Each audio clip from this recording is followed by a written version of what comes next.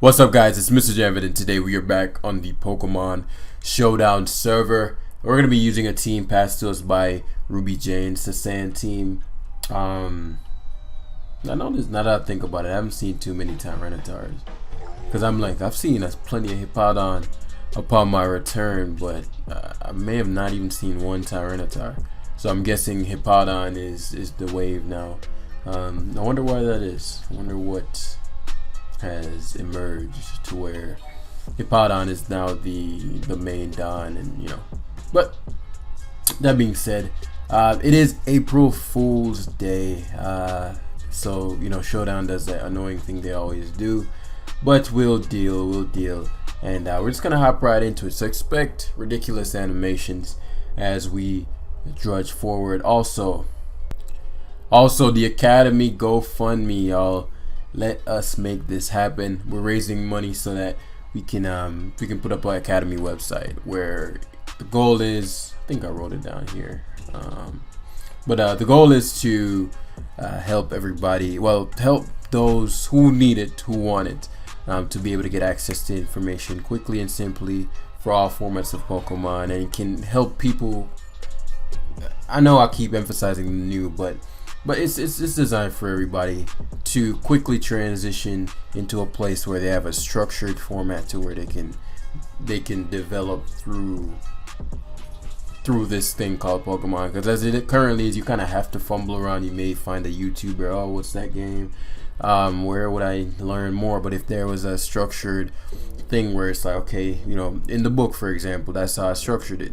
More so for singles, but it does apply. The principles are universal, so you start with there, and you slowly work your way up, and I tell you what steps you need to do, what things you need to do, and if you do them, it'll guarantee you results. Like, it's not an if or but kind of thing. And I have plenty of people who PM me saying, yo, Jam, whoa, such and such, whoa, what is this thing? Is that Excadrill? I need to remember the but gravity max for death cards. Conk's gonna be a bitch. Actually, no. The People's Champion Waltz Conkelder. Nice. Actually, no, it doesn't. It gets facaded to death. What Toxapex does. Toxapex Waltz Conk. Okay, so Conk. I'm not sure what to expect here. I want T-Spikes. No, that much I know. Yeah, freeze dry me. The ice beams probably anticipating me to anticipate freeze dry.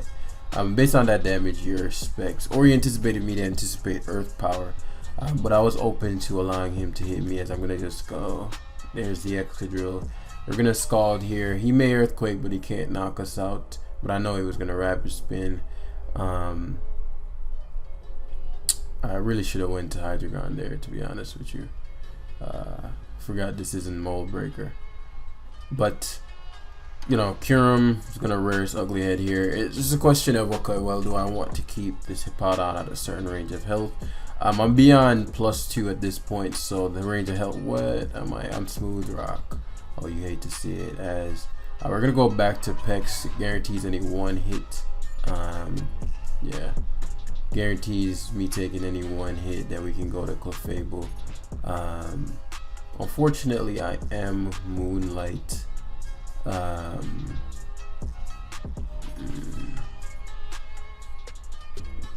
So I need to get rid of his drill pronto. So teleport, no drawback.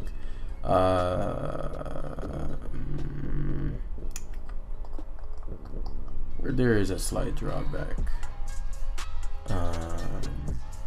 It's Bandit. So we're gonna Rock Slide here. Actually expected. Alright, we're starting to lose a lot of momentum here unnecessarily. So Hippowdon guards well against everything. Yeah, we're giving up way too much momentum. Sand turns to okay, so we're gonna shut down a Pokemon of his right now. Or so we assumed. So I'm a Strength Sap. It's just the best play. We're gonna tank. Yep. And This is an interesting next turn, right? Facade. So we'll spore here. Okay, excellent. All right, so we were just playing. So what was that? What was that was a case of me. So when this is why I always emphasize the left to right analysis, right? I'm still getting readjusted to the metagame, so it's difficult for me to actually. I'm starting to get to the point where I somewhat know what most things will do and how I need to react. But when you don't left to right analysis, you're kind of fumbling around into the dark. So you know, right now, I'm actually glad that I'm messing up, because when I do get my quote unquote skills back, what this will allow is, he knows freeze dry doesn't kill me. Yeah, let's go Apex shit. Earth power. Didn't expect him to earth power, because by him earth power, he essentially gives me a Pokemon. Like something has to die here. Yeah. I guess he's giving me Cliff. Well, he wasn't trying to give me Clef. I think he just expected me to. So he has Protect. Yeah. Yeah. So now I have an extra Spore Fodder. Conk should not be able to knock me out with the Mach on the punch. This is gonna be a very interesting turn, because I could go to Conk, then. If I think about what I need, I don't want this taking the Mach punch. So I'm outside of range of Facade. So what I'm gonna do here, if I Strength Sap, he gets all his health back. But if he goes to Cure him, he procs another kill, which would be a better situation. And he gets to keep the Conk to be able to check my thing. So goes to Hippowdon, which means he's gonna go for. Oh, he actually slacked off. So he was giving me the Hippowdon as the sleep fodder, which means very decent likelihood that he'll go for Excadrill here.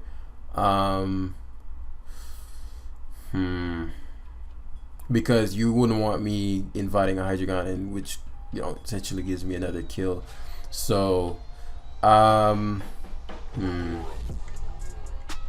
we'll Strength Sap here. There's the Excadrill as I expected.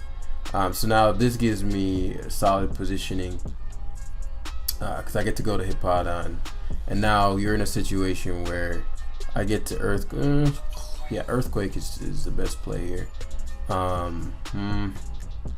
No, actually, Rocks is better. I don't think he'd hard switch to Kyurem. I think he would go to Rotom or go to his own Hippowdon here. I don't want to lose too much time. The rocks aren't even that. No, I want him for Kyurem. The only way I wouldn't go for rocks is if I knew he'd hard Kyurem, but at this point I'm open to sacking Clefable.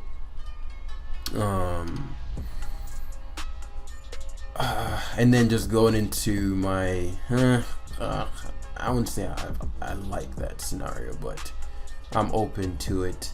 And again, because I've been in situations where I know it, let's put it like this. I'm sure everybody has an arena there. So all right, let's say you have like a little brother, and you know his logic to something is, or let's say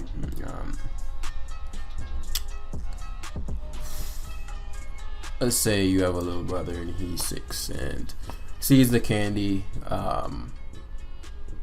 He wants to, so he did go hard Kyurem.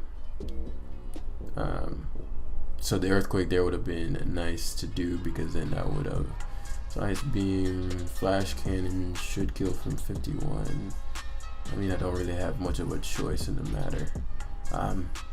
Also, he doesn't know if I had a Dragon move, which you can't switch well into, so this puts him in a position where I actually probably knock him out.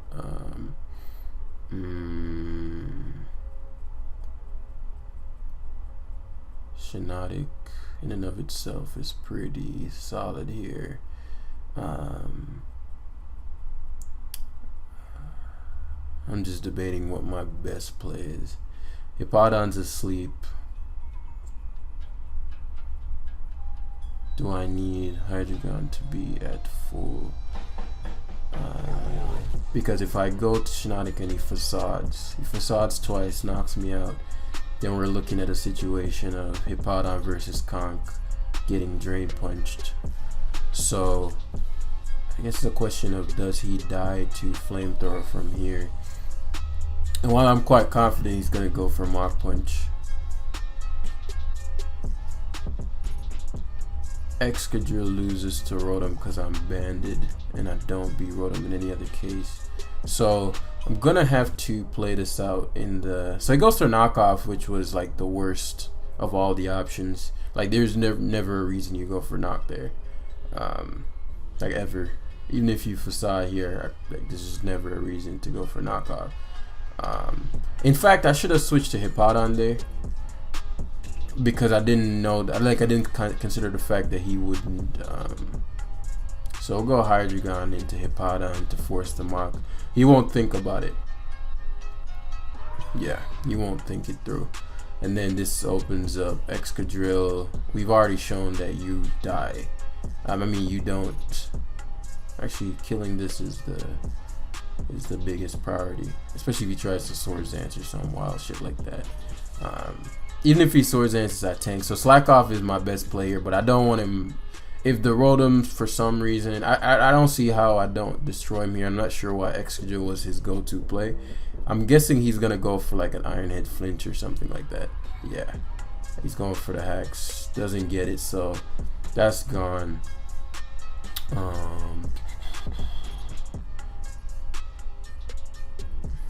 Yeah, we'll Whirlwind here because ideally we want Hydreigon in versus a Hippodon, which one hasn't burned any sleep turns, but also likely only has Whirlwind to hit me. So Rotom coming in is like destruction.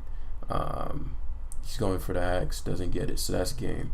So we played that very sloppily.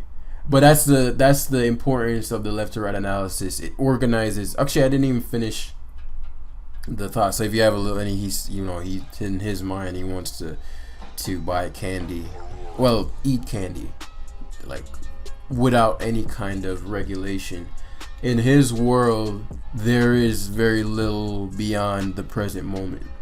Actually, this has turned out into a half-assed decent analogy, metaphor, whatever. There's very little beyond this moment. So it's like, why not eat the candy? But you, as the older brother, maybe it's your son, or you understand. Okay, well, if this feels good in this moment, this feels right within this moment, and it's fine within the context of this moment. However, if taken to the extreme and you just eat all candy, or you pursue pleasure without any regulation, then eventually good turns to bad. So like anything taken within an extreme. So you have a higher level of understanding and context that he doesn't have, primarily because he's just younger and he hasn't had the experience. So he lacks the perspective. So in the same way, a lot of times me trying to explain things to somebody who is the equivalent of that person, that little boy, not in like a demeaning way, but you have to be bad at something before you become good at it. So in most cases, so to an elite level, let's say, you gotta be bad first. So there's no shame in that, and once you let go of the fact that, oh shit, there is no shame in that, then it becomes a lot simpler of a process. Man, Bandit Drill is gonna ravage this fool. This fool's about to be ravaged. I want to be careful of. Actually, I have a Toxapex. I don't need to be careful of. What's his face? Do I have any Rocky Helmet or nope? So, he actually because I can't really stop him from spinning. Hippodon being where it's at is going to be very important for Bisharp, right? So him going Ninetales allows him to Aurora Veil. I guess I never thought about that aspect of it, because now he gets to Aurora Veil and I don't have Defog on this team.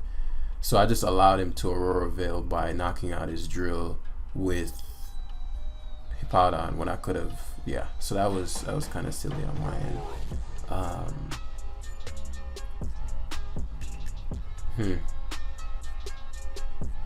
Okay. Okay, excellent then. Excellent. So he shouldn't switch. He actually does switch out to Bisharp.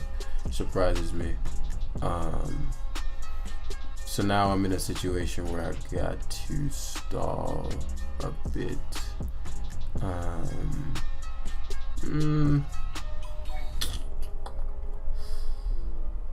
Because what I want to be mindful of is I'm trying to think.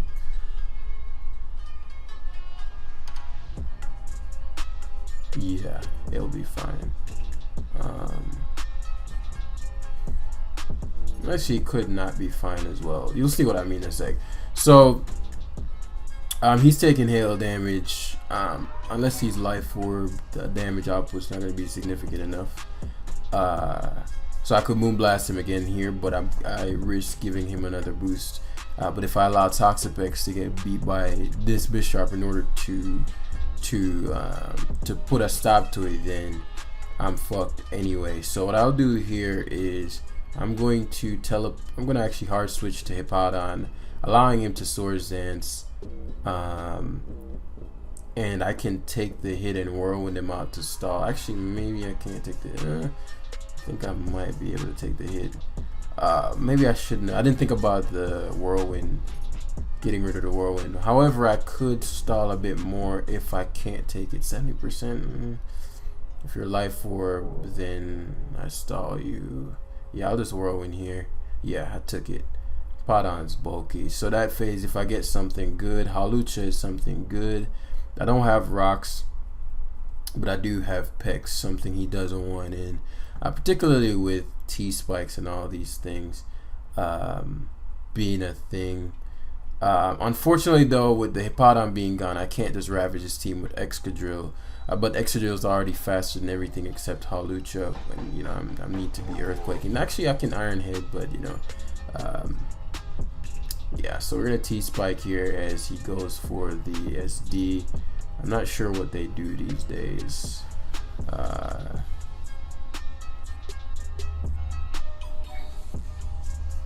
Not sure what he'd be able to do real damage to my Pex.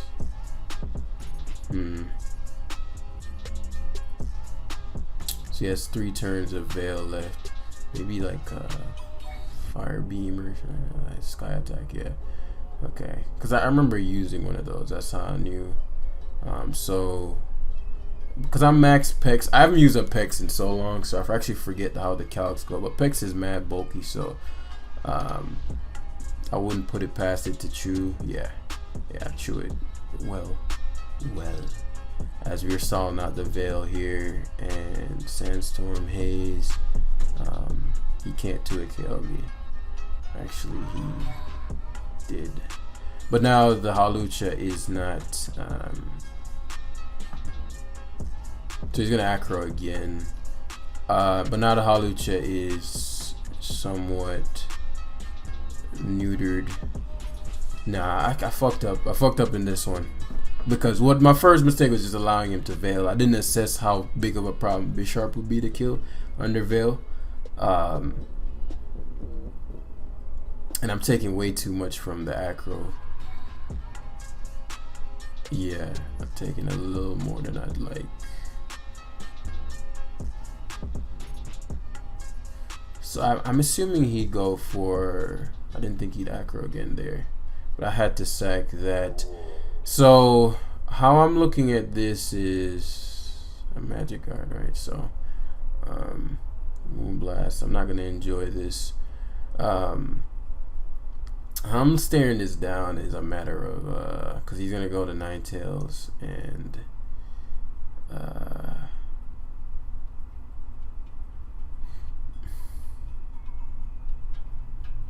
he won't know anything about my Excadrill. He won't know that I'm banded, so he won't go to Bisharp. Yeah, he'll go to Cloyster, which is bad, but at the very least I can flinch this. Yeah, it's a wrap. So yeah, I allowed him to mess me up. That was just bad playing on my end. But even in that, right? So, well, let's talk about that. That's just like a It's just like one battle of learning. But like, let's say, okay, because a lot of times when I used to have the coaching sessions, a lot of times the player would do whatever they can to avoid the pain of the L. But the pain, like particularly in Pokemon, particularly especially when you're practicing, there doesn't need to be any quote-unquote pain. You know, it's just how it's framed. And the danger in that is you start to not want to see maybe the entire truth of the situation, where it's like, okay, you know, I lost because my opponent blanked, or I lost because it's very rarely framed in like, oh, just learning, da da da. So in that situation right there, so he's gonna trade me Seismitoad. Like for right now, I'm operating on lead and I have no game plan, right? These aren't, and the next tomorrow is what? I don't know if I have the time to do it today because I have shit to do after this. But you're gonna gradually see as I start changing how I play, reintroducing the left to right analysis, reintroducing the game plan. You're gonna start noticing a lot of problems that I face mid-game.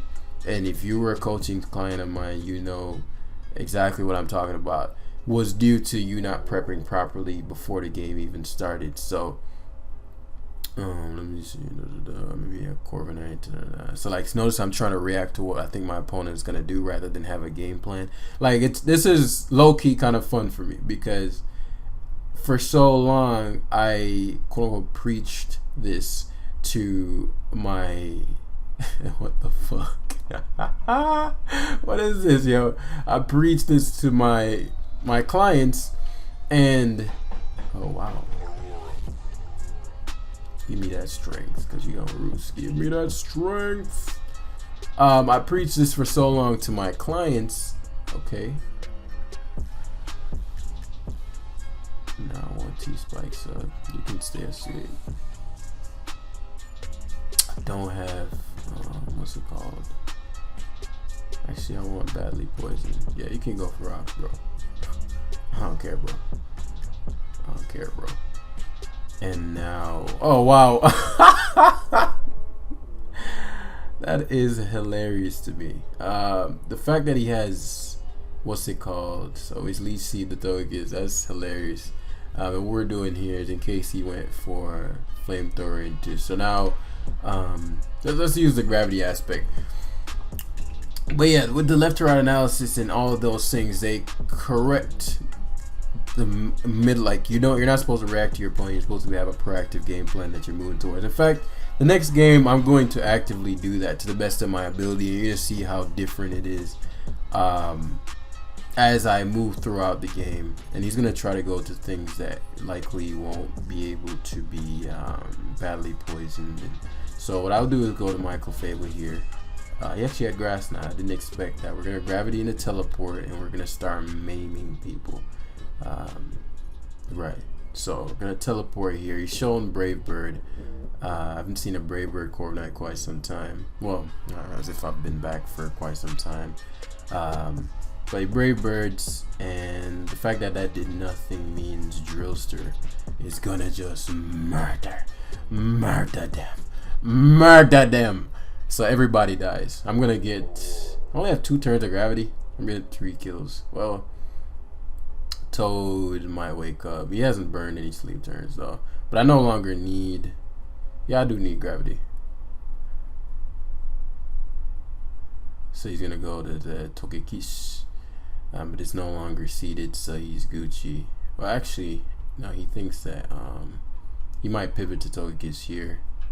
Because he didn't want to, didn't want to give me the, so that means he's gonna go for flamethrower again, because he's clearly some kind of 3 attacking variant, and now he's gonna go for the it doesn't matter, we're gonna get this back in. Okay, excellent. He doesn't know that I'm choice banded, so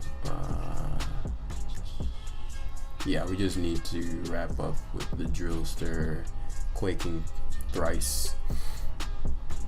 But yeah, man, this is this isn't right. Why does Zero Aura look like, what the hell did he even look like? Star Fox? Is that Star Fox?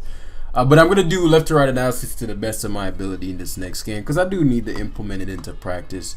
But if you're a viewer that's trying to get better and you are watching these, I'd pay very close attention.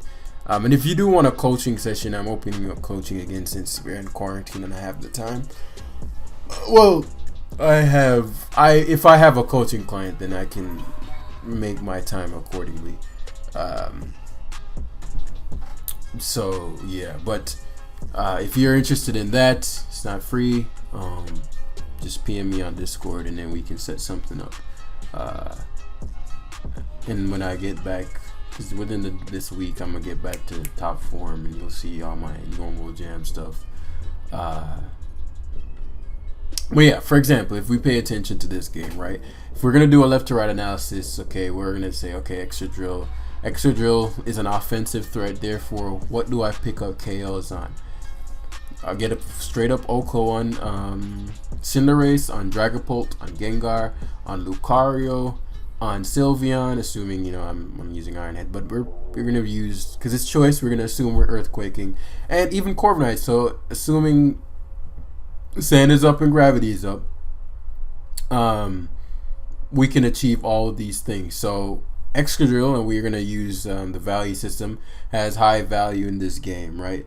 As offensive threat. So Clefable is a defensive Pokemon. So defensively, what does it guard well against? It guards well against Dragapult primarily, not too much else. But it does allow us to Gravity. We can Gravity on most of his team, and that allows for Excadrill can come in and get a kill every time it attacks. So that's good. Toxapex guards well against a non-Earthquake Lucario, Cinderace, and a Sylveon, because it can haze for Calm Mind variants. Shiinotic is a defensive Pokemon. What does it guard well against? Not much, barring maybe Dragapult, and it does allow us to get a Spore Father. So now we've found a purpose. Right now we're discovering the subjective value, and Hippowdon guards well against Cinderace, Lucario, and that's about it. And Hydreigon offensively is quite solid versus his team. I'm fearing a lot, but upon nasty plotting is a problem. So now that we've assessed the left to right, we got to determine the game plan. So because my timer is going down, the game plan I'm going to go with is luring in Clefable, getting in Clefable on Sylveon because I'm Spadef, getting up the Gravity, and having Sand up almost the entire game so that Excadrill can always activate itself. We're going to shut down something immediately with Shiinotic. But yeah, we're going to start off with the Sand, as Dragapult is his lead of choice. This Dragapult could be packing Will-O-Wisp, could be packing U-Turn, right? I didn't want to trade Will-O-Wisp there, not because then it becomes a lot more annoying. So now phase 1 Sand is up. Now phase 2 we're going to get the Gravity up, so that Excadrill can start doing what we discussed in the beginning of the game. So he chooses to go to Gengar. Now this is an interesting situation. It's Black Sludge Gengar, which means we take the hit well, and he'd be wary of me going hard to Excadrill because upon Sludge Wave. So I'm gonna actually teleport here, also because I feel like I can get my health back versus Sylveon, and he actually happened to be substitute. So I'm glad that I actually went for teleport as opposed to what I was gonna do, which was, let's see, maybe does he is Shadow Ball, Dazzling Gleam, Shadow Ball, Focus Blast? Is that a set? Okay, it's just dual stab. So now we're gonna sacrifice. So now we guarantee a kill with Excadrill. He may forget about the Gravity and go hard to Corviknight, which would be great, which he does. So Corviknight is gone, which is his only ground resist. So now we no longer need Gravity. Now we just win outright with clicking Earthquake. So first setup achieved, and we know this isn't Choice Scarf. And now we just set Sand back up, and Excadrill just moves through. But if you notice, there's a lot more sequenced and a lot more well fleshed out. Don't understand the Sylveon decision, but I mean at this point Toxapex just wins outright. So we're gonna go to Hippowdon, Mystical Fire, that's fine. Then we're gonna double back to Excadrill. Just fire and head. You can't guard roll against it. Even if you Mystical Fire, double Mystical Fire there, we would have been fine. There's no real concern. Pex beats him. Yeah, and Pex beats Lucario in two ways. It either if he Swords Dances and he had like Earthquake, then he couldn't, he couldn't do anything to drill. Yeah, it's over. I think he's banded Lucario. Just that Earthquake damage is just a lot. So that one was 14 turns of just destruction, just because we plotted out better how we're gonna go about the game. Now, the thing I discuss in the book is you can, that first part, you notice how and this generally happens when I have a coaching client as well, they get kind of panicky. One, because oh shit, you're actually in the call with me. But like that's the least. Like, I'm just a guy. But that does happen. And secondly, because of the pressure of wanting to get it right, and that's where going into what we were talking about before about not viewing it as something to get right, but something to gain experience from, which is why there's no real attachment to any failure or win I have in this, because it's all experiential until the point where I choose to start practicing. And then in that moment, that's when you're really gonna like start putting in the work, so to speak. So don't identify with your losses. Oh, now this means, because that's where people tend to quit. Oh, I've lost 3 in a row, now this means something. No, it doesn't. It means you can learn more. That's it. That's all it ever means. You can learn more shit. You're not as good as you could be. So that's a good thing. Now you can learn more stuff. Actually, we're at 1700. Let's round that at 1700 or so. This is a nice, and we get 18, 19, whatnot. Where were we at? Oh yeah, we were 1700. So this is just an extra win, assuming we play right. So we're gonna go through the same process again. Excadrill, he guards very poorly against that. Similar situation with Gravity Excadrill. It's a KO every time, but he does have Seismitoad, one Pokemon that can take 2 and dish out damage. Take 1 and dish out damage. So I need damage on that if I'm gonna go for a full-on kind of ravaging of his team. But other than that, Earthquake is unguardable. Clef can likely gain that versus his Clef, which can't do much to Seismitoad. Perhaps Weavile, perhaps Toxapex, negative priority, getting that gravity up. Earthquake, guaranteed KOs. So we have several mons that we can go in on and gravity on. In fact, the only Pokemon that we can't gravity well on is potentially Corviknight, which is no issue whatsoever. Toxapex defensively guards well against Weavile, guards well against Clefable, guards well against Corviknight, guards well against his own Toxapex if we just needed to do that. Shiinotic, it's pretty much a hard counter to Zeraora, and Seismitoad to a lesser degree.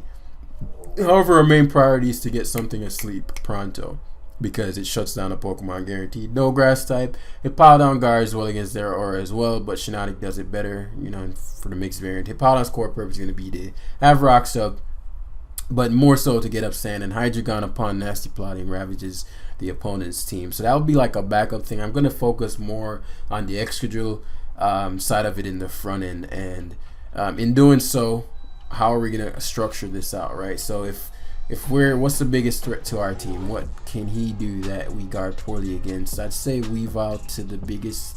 Like, Weavile's probably the primary thing. And for that reason, I'm actually going to lead with Shiinotic because it forces the Icicle Crash. If he does knock off Pex, so be it. I don't need the item to win this game. However, I don't want him to lead with Seismitoad versus the team I have. Because I just don't gain a lot of momentum from that. I actually could lead with Clefable as well. Allows me to Moonblast the Seismitoad. But we're going to lead with Shiinotic here. And my objective is to spore something pronto. Now, leads Corviknight. If he chooses to U-turn or Iron Head here, this allows us to spore. Nice. So Corviknight is now spored. So we're going to start the process. as I'm pretty confident he's gonna stay in the first turn to try to burn something. And now the Corviknight is asleep. If he doesn't wake up here, he does wake up. Chooses to U-turn. The Corviknight being where it's at, not the most important thing in the world. Doesn't know if I am.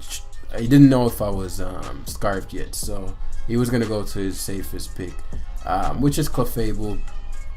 And as we were saying in this, Hydreigon, solid boost, So now what he's going to do is attempt to gain some momentum through teleportation. However, I want to control what he can go to, right? So I'm going to go to my Clefable, and this is called positioning, which is indirect control. As he actually goes for Flamethrower, which surprises me. I am Moonlight. Why am I Moonlight? This might be an old team. Like, I just thought about that. Why the fuck am I Moonlight? There's like literally no reason not to be Sawboy. Why the hell am I Moonlight? Especially under sand. What the hell? But yeah, what? That just hit me. Like, why the fuck am I Moonlight? So we're gonna do here. Flamethrower did. Moonblast is gonna be close. It's gonna be close, yeah. So what we're gonna do is Gravity, and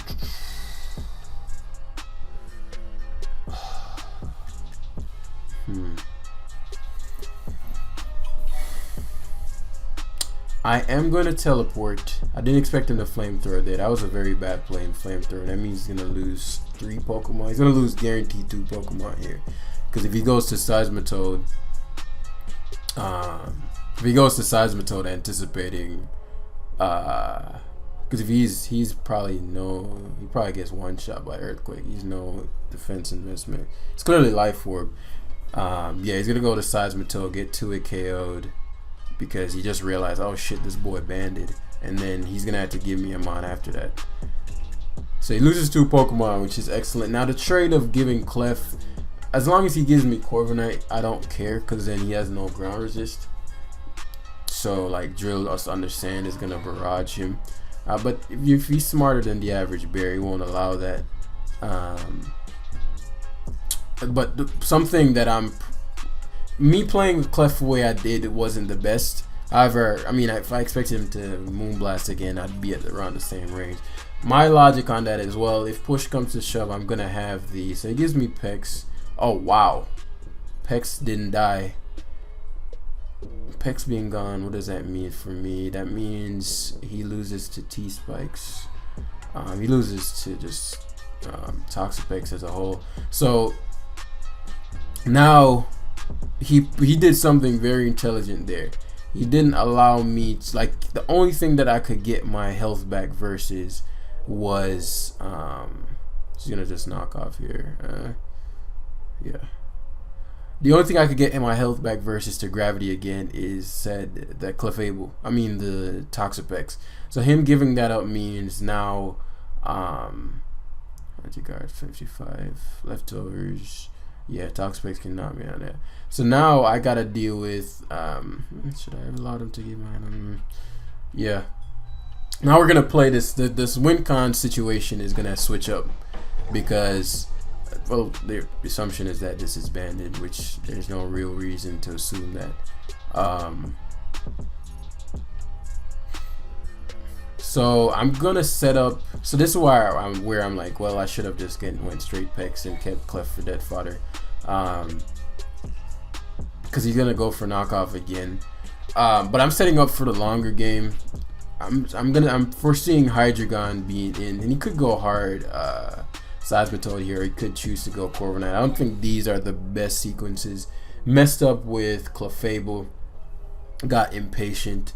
But my concern there was if he switched. I didn't want him to switch on the turn I Moonlighted, and then teleported. And I also assumed that he wouldn't have given me Pex, so I would have guaranteed 2 kills. I didn't think Toxapex was able to take a plus choice banded Earthquake like it did. But we have to reassess. Okay, Pex being gone means T-Spikes now affects 3 of his primary members. Shanatic needs to be back healthy in order to take on the Zero Aura, as he decides that Corviknight is how he's going to go about it. So we're going to T-Spike again here. He may defog. Okay, so he's going to defog here. We're going to burn Fish because that's going to help damage rolls a bit. Actually, it's going to help damage rolls a bit. Just debating what I want to do here. So get the burn there.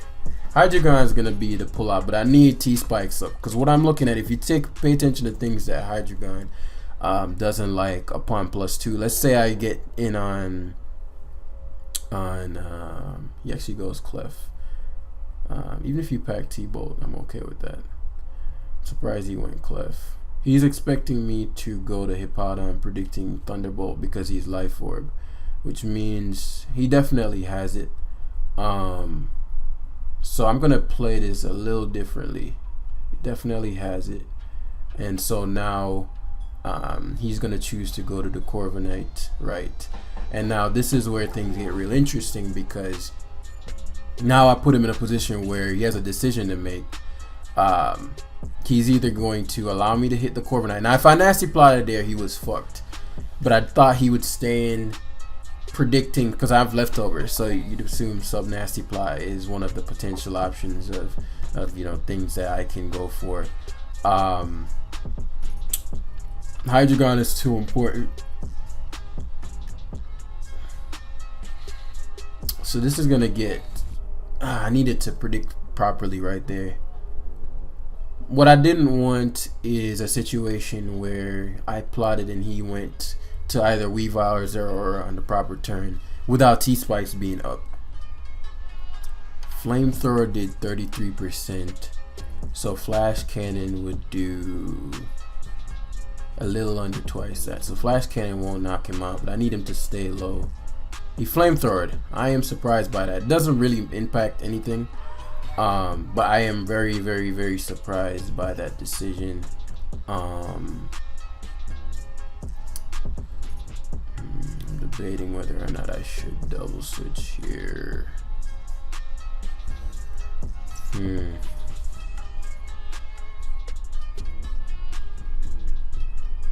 Because I lose a lot. No, I can afford not to. He doesn't think I have anything to touch his Clefable, so he feels comfortable doing that. Okay, so that was the situation. All right.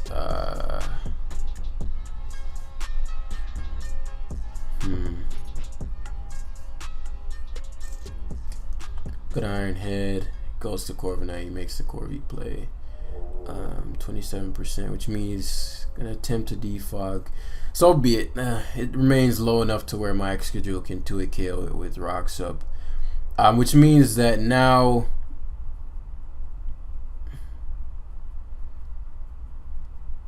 I'm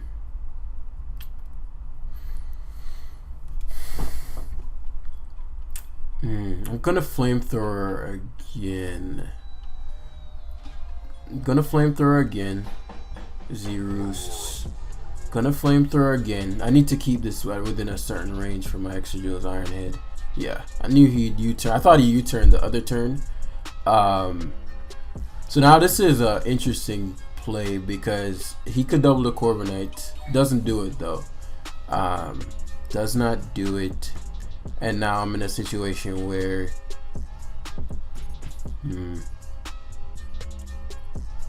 you'd assume that I'd start trying to get up T-Spikes again.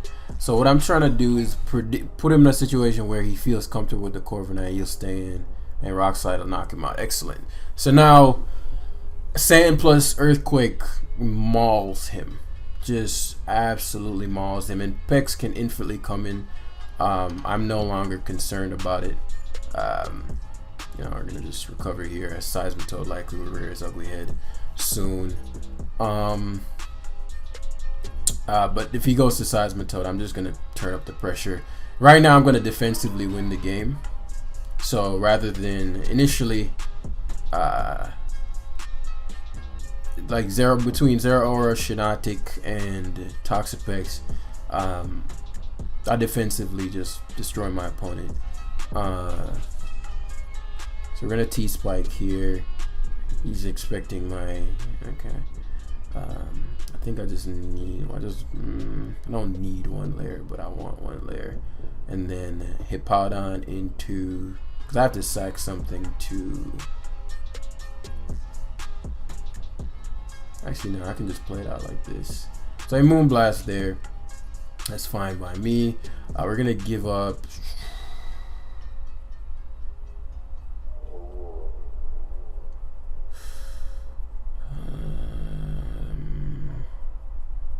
just need Hippowdon for the sand. So I go to drill after this and kill. Thanks to that. Kill, thanks to that. I just want to be very careful around any weird kind of zero aura variations.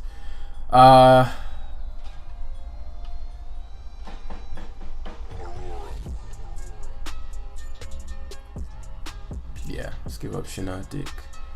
Go Drillster. So now he has to pick one. Likely won't pick Clef because yeah, Toad. And now he goes to Weavile and Sand. Now the Weavile. Now it's gonna come back. So it's gonna be like a sack situation. So Ice Shards. I'm gonna double to my Hydreigon here. He could double Ice Shard, but I know I'll live, so I'm okay with that. Yeah, double Ice Shards, excellent. I can go back, and now the Weavile can't come back in when my Excadrill starts running wild, so I can double. I can go again. I know he's gonna go Clef, and I'll Flash Cannon him here. Not expecting him to knock me out, right? But now it's a situation of the T-Spike is up. You gotta pick one. I could Rapid Spin, destroy him here. The T-Spike is up, you gotta pick one, and if you give me Weavile, well, the T-Spike is up for Zero Aura anyway. Though, no, it won't matter because I have Sand. I was gonna say though, like maybe I should have gotten 2 layers up so that Zero Aura can't stall. But if it's a bulk up variant, then Hippowdon beats it, and if it's a Grass Knot variant, so there's a Zero Aura.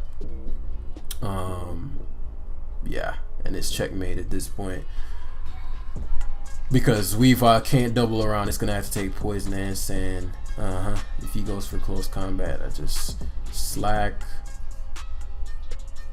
He might not even be able to knock me out. Yeah, I could Earthquake really is just a play here. Actually, you know, I'm tripping.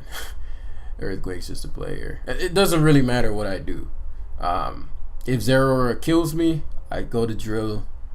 If Zero didn't kill me, I win with Toxapex versus Weavile. So just maneuvering my pieces well there was just understanding, okay, the risk versus reward of this and that, and just understanding what my pieces did just helped me play that a lot more smoothly to where I really never had, I want to say had a chance of losing, but now I wasn't trying to react to what my opponent was thinking and all that stuff. I was proactively enacting. GG, bro. I was proactively enacting my will on him. So he said, damn good game. But yeah, that's gonna be it for today. I actually really enjoyed this one, and that's how I knew I wasn't done with Mons. I've just been lazy about, like, I don't enjoy Mons when I'm just clicking shit. I enjoy that part of it where I'm like, okay, we gotta maneuver here, we gotta, or you know, do this, and we gotta make sure this is properly measured. That's the part of Mons and just things that fascinates me, the problem solving, the analytics part of things. And I'm not even a numbers guy for but in a like a social context where there is an opponent, so it's that kind of stuff really does it for me. So I feel good about the live I just recorded, because for the first time in the series of lives that I've put out recently, I actually put some conscious effort into it. And you know, really, what better way is there to go about it? Who wants to be a mindless drone just going through it? So I want to thank y'all for watching. I really enjoyed this live, and it really sparked something in me to let me know, okay, you need to step it up as far as like go practice, get your game back, and you know, bring proper content to the people. Again, if you're in support of the Academy website so we can share these experiences with everybody who wants to join the community. So many bigger YouTubers who are like, oh man, I want to start, but it's daunting and blah blah blah. Or for those, the unheard, you know, voices amongst everybody who could join the community, but they're like, man, it's too daunting. I feel like that when I think about Smash, though I don't care about joining, but if I did, like, I got to learn all these things. Where do I even begin? I want something that can just empower a player. They're like, man, you know, I'd like to meet like-minded people. The Academy Discord, bang. I'd like to, or the forums, or you know, independent of Smogon, independent of VGC, and then like having a draft league community as well. I don't know if one already exists, but I'd like to have one within the Academy focused on teaching. Like the Academy is just transferring information. So if you're in support of that cause, then please hit the link in the description and drop whatever donation you can, whether it be $5, $1, 50 cents, whatever. If 100 people give $1, that's $100 towards the creation of the website, and all of it's going to go towards that. So thank you again. Thank you for everybody who's helping put it together. I'm always going to thank them, and I'll see you guys in the next video. Peace.